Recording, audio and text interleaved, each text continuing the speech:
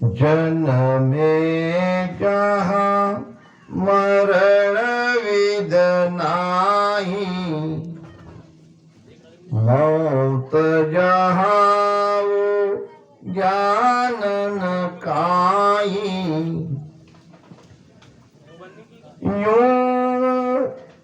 यूं मोख मुगत का पंथ नियारा,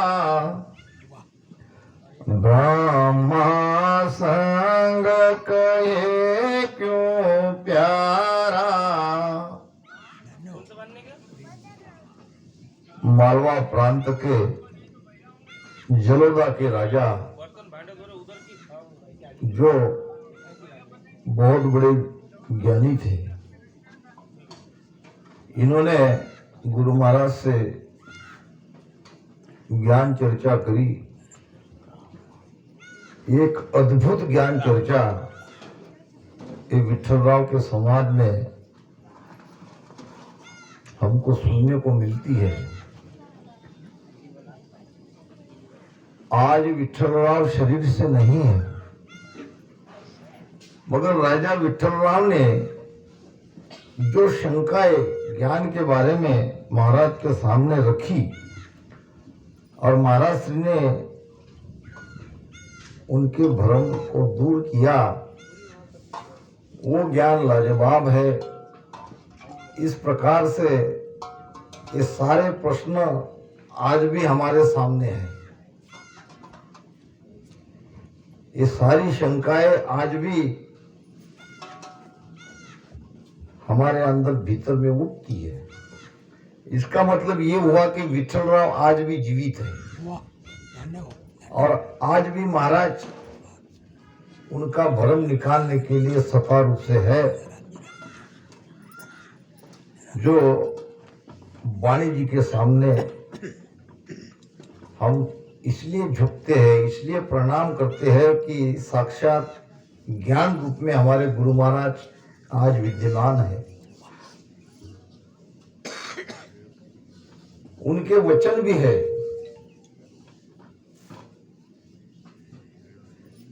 बांधा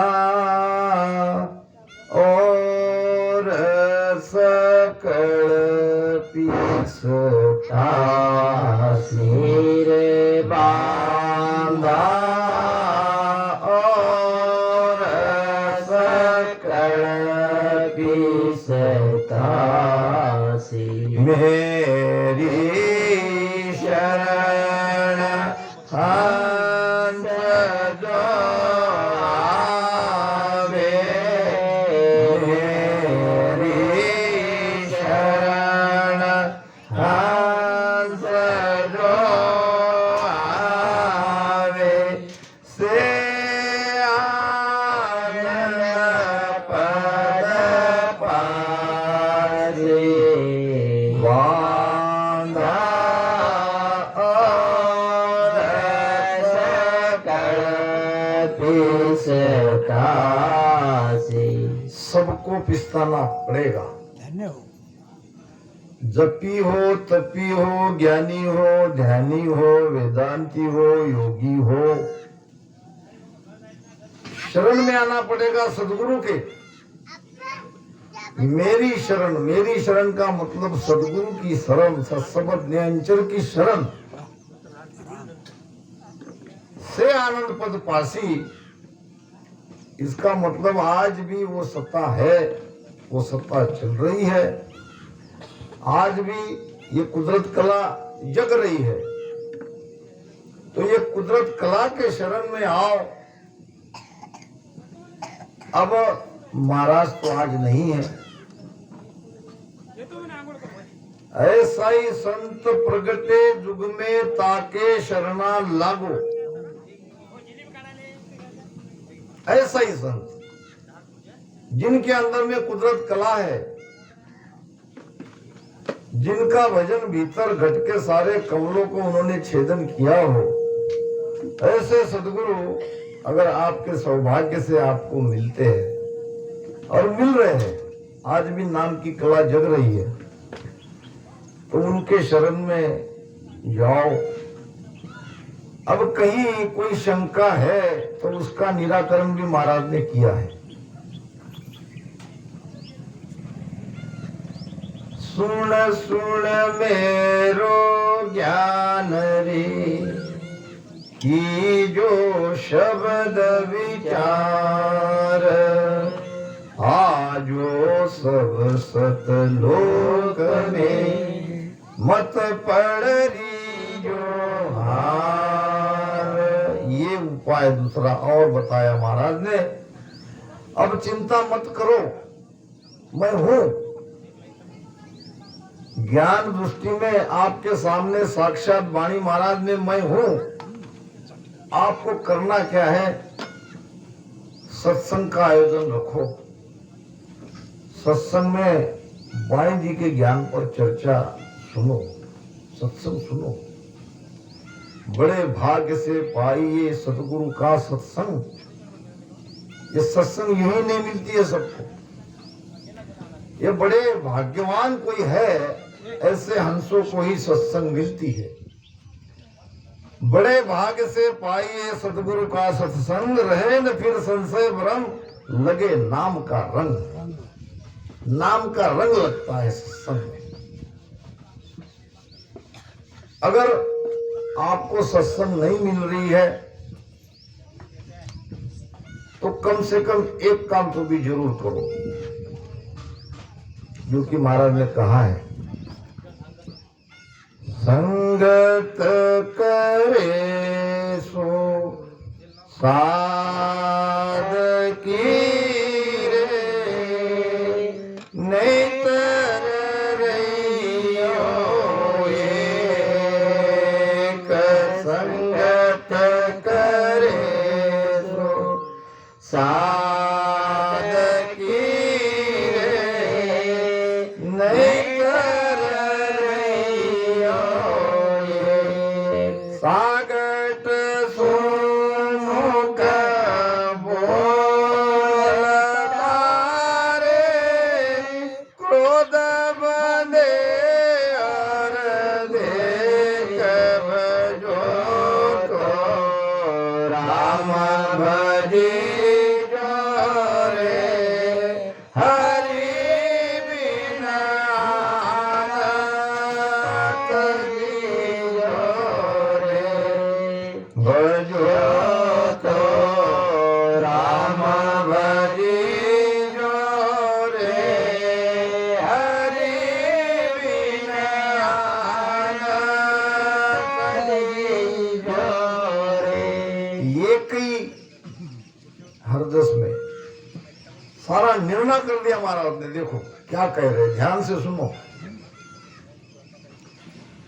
भजो तो राम भजी जो है, भजन करना ही है तो राम नाम का भजन करो। आप कहोगे कि हम तो राम राम भजन कर रहे हैं, उसमें थोड़ी और कुछ बातें आपको ध्यान से सुननी पड़ेगी, समझनी पड़ेगी, धारण करनी पड़ेगी। वो कह रहे कि भजन के साथ साथ में आपको सत्संग की बहुत आवश्यकता है।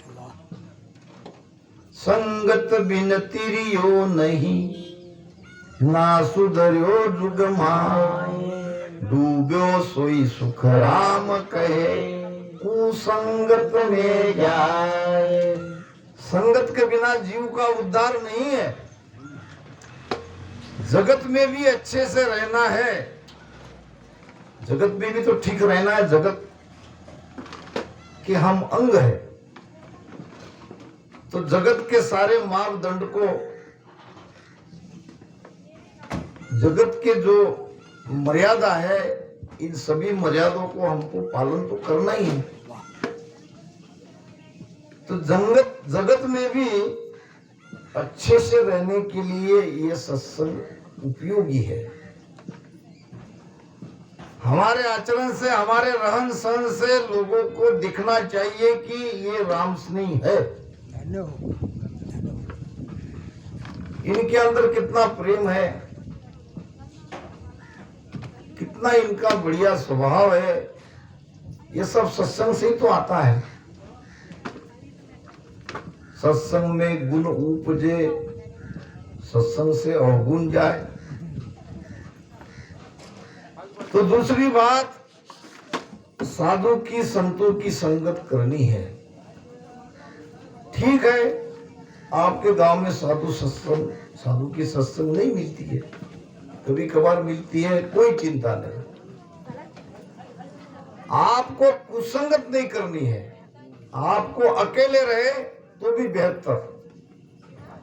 एक राजा था और राजा ने एक सुआ पाल रखा था, तोता। और तोता बड़ा, उनकी वाणी बड़ी मीठी थी। अब तोता घर में रहने से राजा के घर में खुशहाली थी, क्योंकि तोता एक संत से लाया गया था और संत की सत्संग से तोता भी सत्संगी बन गया। तोते के अंदर भी अच्छे गुण आ गए। रोज सुबह वो उठता था, उठो, राम राम करो, परमात्मा का नाम लो। यानी एकाध बार जल्दीबाजी में भजन करना भूल भी गए तो तोता याद दिला देता था। तो राजा का बहुत प्यारा तोता था। अब एक दिन तोता मर गया। अब तोता मर गया तो राजा बहुत दुखी हो गए। एक कोई न कोई घर परिवार का सदस्य आज मेरा चला गया। प्रधान को कहा, तुम कुछ भी करो, दूसरा तोता लाओ। जब तक तोता नहीं आएगा मुझे चैन नहीं पड़ेगा। अब राजा की आज्ञा प्रधान को तो माननी पड़ी। अब वो भी जल्दी से जल्दी तोता लाना चाहिए, नहीं तो राजा और नाराज हो जाएंगे। देखा कि एक कसाई का घर था, कसाई के घर में एक पिंजरा था, पिंजरे में एक तोता था, हूबहू उसी तोते के जैसा। अब उसने कहा, एक तोता चाहिए राजा के लिए। अब कसाई ने कहा, राजा को कौन मना कर सकता है, लेकिन ये मेरे साथ पला बड़ा है, थोड़ा बहुत ये तोता शरारती हुआ है, इतना संभाल लेना, बाकी तो सब ठीक है। तोता लेके आए, पिंजरे में रख दिए। राजा को बड़ा अच्छा लगा। तोते की आदत है, वो सुबह चिल्लाता है। सुबह उसकी मीठी मीठी जबान में बहुत अच्छी बातें सुनने को मिलती है। जैसा उसको पढ़ाया जाता है हूबहू मनुष्य की वो नकल करता है। लागे रंग संग सुभाई, विषय चल रहा है संगत के बारे में। अगर आपको सत्संग नहीं मिली है, नहीं मिलती है तो चिंता नहीं, लेकिन कुसंग मत करो। प्राणी पर कुसंग का क्या असर पड़ता है ये भी आप सुन लो। तोता सुबह उठा और चिल्लाने लगा, गालियां देने लगा। चिल्लाने क्या लगा, अरे उठे कि नहीं, जल्दी करो। अरे ऐसी ऐसी गालियां देने लगा कि वो राजा ने न कभी सुनी। ये कई दिन में राजा ने पहचान लिया, ये कहां से उठा के लाया हो, ये तो कुछ भी बोलता है, मारो काटो पीटो, ऐसी भाषा उसके मुख में निकलती थी। वो तोता पहले वाला कहाँ राम राम, कहाँ मीठी बोली, कहाँ उठने के लिए प्रेरित करता था, ये तो मारने काटने की बात करता है, ये कहां से पकड़ के लाया। प्रधान जी ने कहा, राजा साहब माफ करना, जल्दबाजी में ये गलती हो गई। इसमें तोते का कोई गुण नहीं, तोते का कोई दोष नहीं। उनको तो बेचारे को वैसी संगत मिली। हालांकि ये पहले तोते का भाई है, पहला जो तोता है उसका ये भाई था, मगर कुसंगत के कारण इसका स्वभाव ऐसा बना, इसके मुख से ऐसे कुवचन निकले, और सत्संग के कारण पहले वाला तोता ठीक था। तो कुसंग असर करती है। जब कुसंग असर करती है तो सत्संग भी असर करती ही है। दिन सोई है, दिन सोई है, दिन सोई है, दिन सोई है। जासत संगत पाई रे, जासत संगत पाई,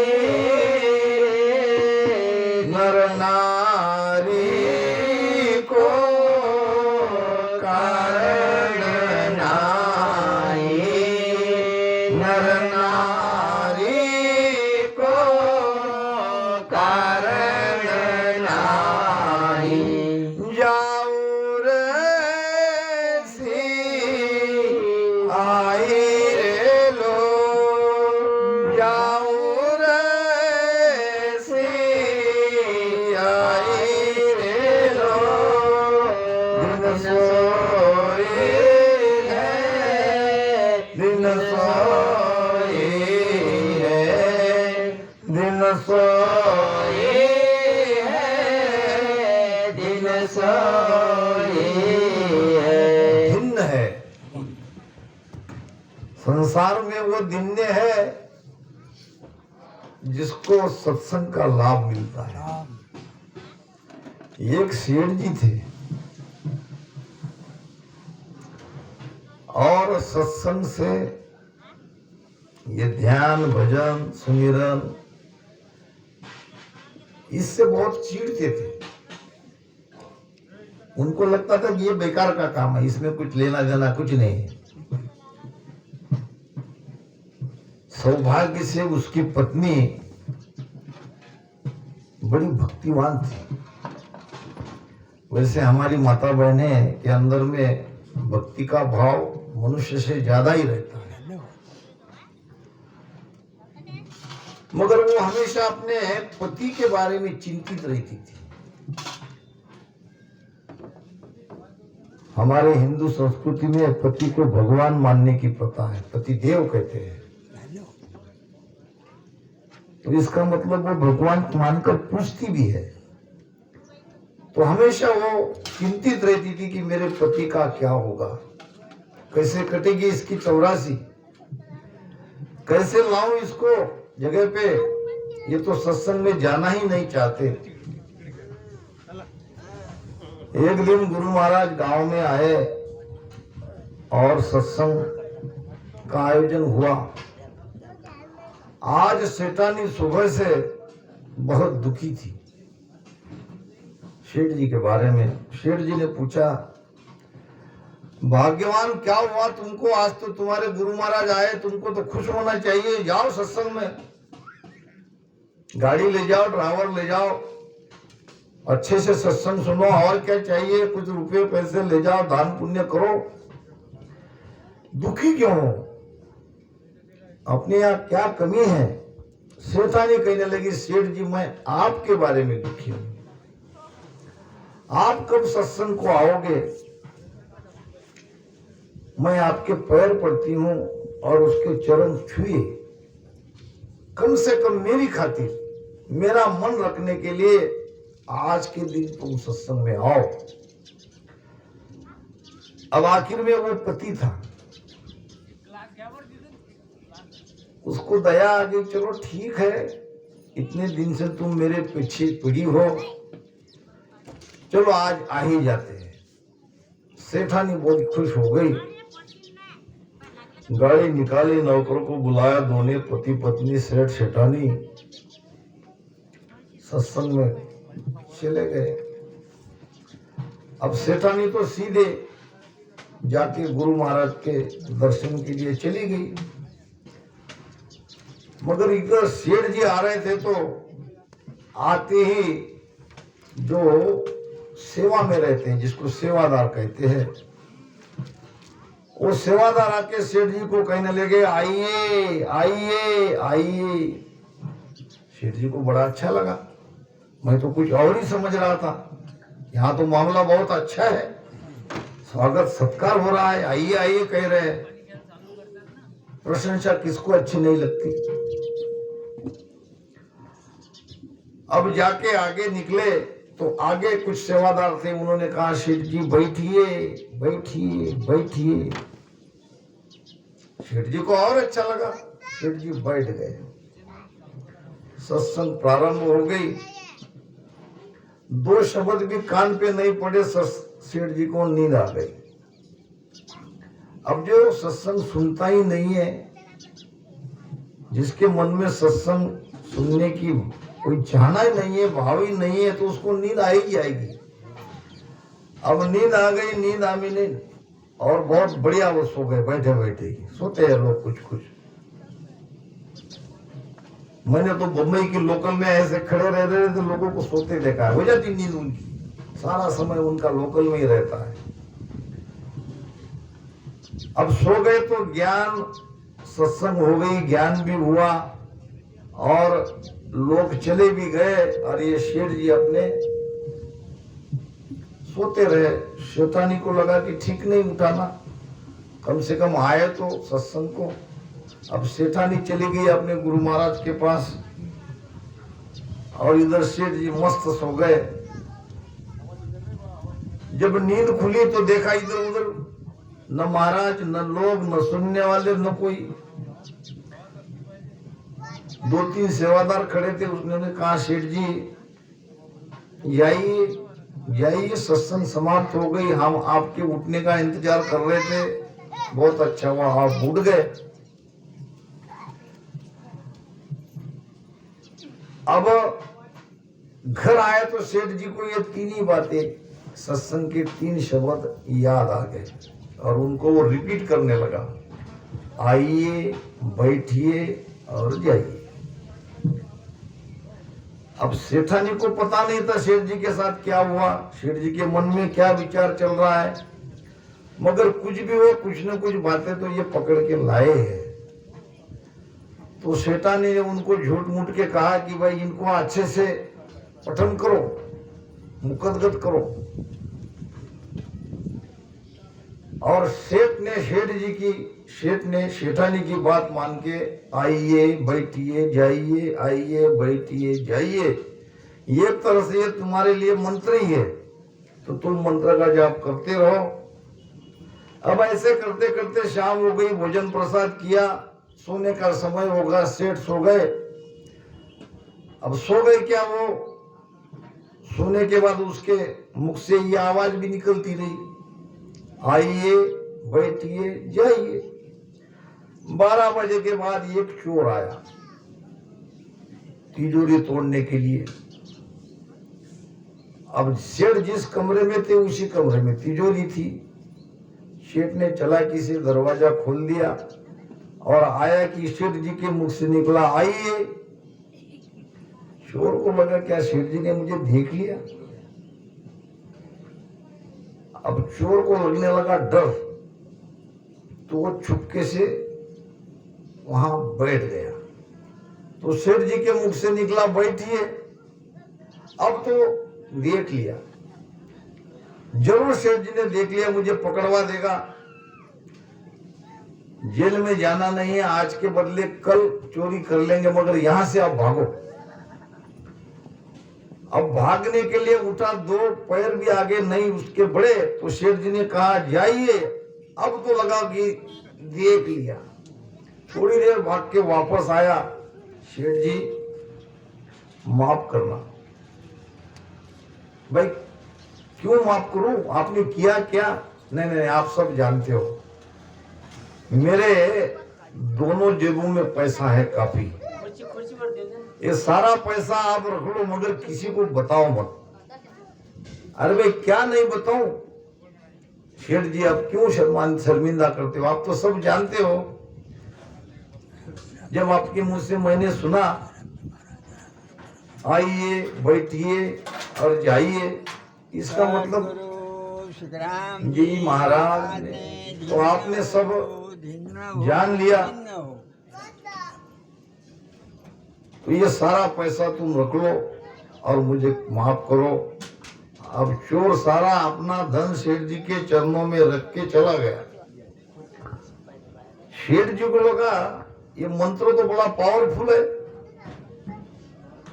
पहले ही दिन कारगर सिद्ध हुआ, बिना कुछ किए इतना सारा धन मिल गया। सेठानी को कहा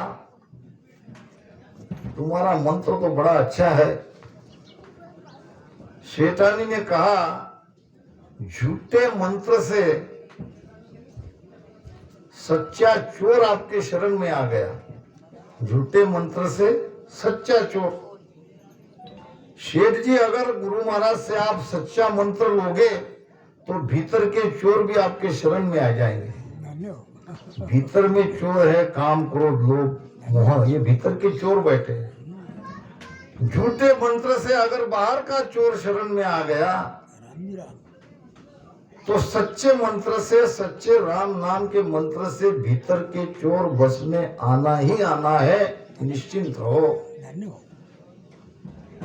ग्रह में रहे साच नर बोले, ग्रह में रहे साच नर बोले, भजन रात दिन होई रे, भजन रात दिन होई रे, आत्म कीन संता को माने, आत्म कीन संता को माने, दास वरन कोई रे, दास वरन कोई। ग्रह में रहे, गृहस्थी में हम सब गृहस्थी है और गृहस्थी में रहते हैं। एक राम स्नेह का गृहस्थी जीवन कैसा होना चाहिए इसके बारे में महाराज कह रहे हैं। ग्रह में रहे साच नर बोले, सत्य बोलो, सत्य रहो। सिर जावे तो जाने दो, झूठ न बोलो कोय, और साहेब तो सुखराम कहे साच भेड़ में होए। एक चोर था और बहुत सारा धन उन्होंने लूटा और देवी माँ के चरणों में धन चढ़ाने के लिए गांव से दूर एक मंदिर में गए। अब मंदिर में देखा तो वहां एक संत बैठे थे। अब देवी माँ के चरण छुए, कुछ धन वहां चढ़ाया और संत का भी दर्शन किया। है संत पड़े तो चलो, और संत का दर्शन करते ही, उनके चरण छूते ही संत ने आशीर्वाद दिया, जाओ बेटा तुम्हारा कल्याण हो।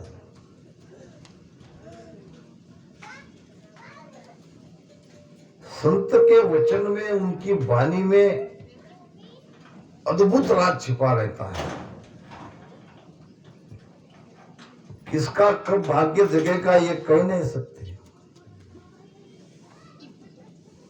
महात्मा जी पहुंचे हुए थे।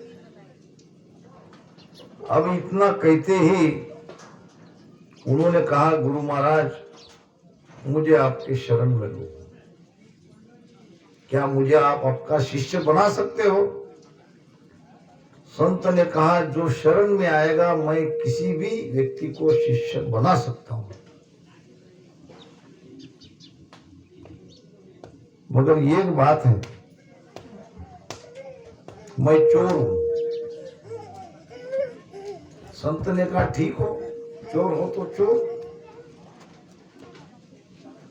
चोरी करना नहीं छोड़ूंगा, हमारा खानदानी पेशा है, मेरे पिता भी चोर थे, मेरे दादा भी चोर थे, सारा खानदान हमारा चोर ही चोर है, चोरी हमारा व्यवसाय है, पेशा है। ठीक है भाई, मगर जब तुम मुझे गुरु बना ही रहे हो तो मेरी एक बात ख्याल में रखना, चोरी छोड़ के आप कुछ भी कहोगे मैं मानने को तैयार हूं। संत ने कहा करो, चोरी करो, मगर झूठ नहीं बोलना। क्या कहा? झूठ नहीं बोलना। गुरुदेव, बिल्कुल मैं आपके चरणों में प्रणाम करके कहता हूं कि आपके जो वचन है वो मेरे लिए ब्रह्मवाक्य, मैं जीवन में झूठ नहीं बोलूंगा। अब इधर ये चोर 4 भाई थे, उनके पिताजी भी चोर थे, पिताजी की मृत्यु हो गई थी और मृत्यु के समय उन्होंने अपने चारों बेटों को बुलाया और कहा कि बेटा, लगता है कि मैं अब जीवित नहीं रह पाऊंगा, तुम मेरे बेटे हो, मुझे तुमको कुछ सीख देनी है, कुछ बातें कहनी है, ध्यान से मेरी बात को सुनो। चारों भाई अपने पिताजी की बात को ध्यान से सुनने लगे। पिताजी कह रहे थे हम चोर हैं, हमारा खानदानी पेशा है चोरी करना, तो चोरी नहीं करोगे तो पेट नहीं भर सकेंगे, इसलिए सत्संग में कभी नहीं जाना। क्या कहा था? भूल से भी सत्संग में नहीं जाना। सत्संग अगर कहीं चल रही है तो दूसरे रास्ते से चले जाना। एकाध बार वैसा प्रसंग आ भी जाए, रास्ता एक ही है और रास्ते पर ही सत्संग चल रही है, तो दोनों कान में उंगलियां डाल के निकल जाना वहां से, मगर सत्संग में एक शब्द भी उनका नहीं सुनना। इतना कह के बूढ़ा चला गया। अब बेटे बरोबर पिताजी के वचनों का पालन कर रहे थे और उसमें से एक बेटा जिसका नाम था घाटम दास,